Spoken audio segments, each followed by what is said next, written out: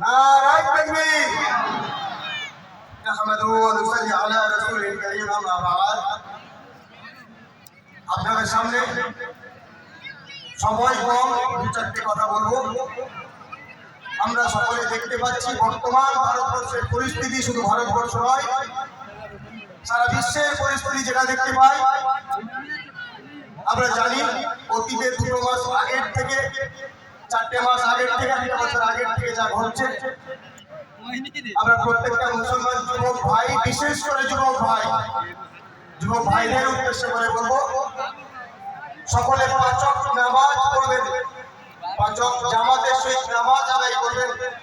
তোমরা জানো না তোমাদের সিজদাতে আল্লাহ কি রেখেছে? তোমরা যদি জানতে তোমাদের সিজদাতে আল্লাহ কি রেখেছে।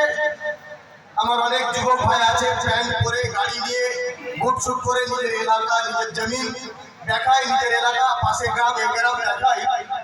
তবে ও জানে না যে ওর সিজদাতে আল্লাহ কি রেখেছে। যদি ও বান্দা, ও যুবক যদি জানতো ওর সিজদাতে আল্লাহ কি রেখেছে, তাহলে ও প্যান্ট শার্ট পরে জমিন কাঁপাতো না, নিজের গ্রাম কাঁপাতো না।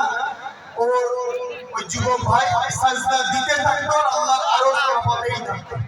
এখানে ওলামায়ে অনেকেই আছে, সময় বেশি নেই, সকলকেই দিতে হবে, আপনারা সকলেই জানেন।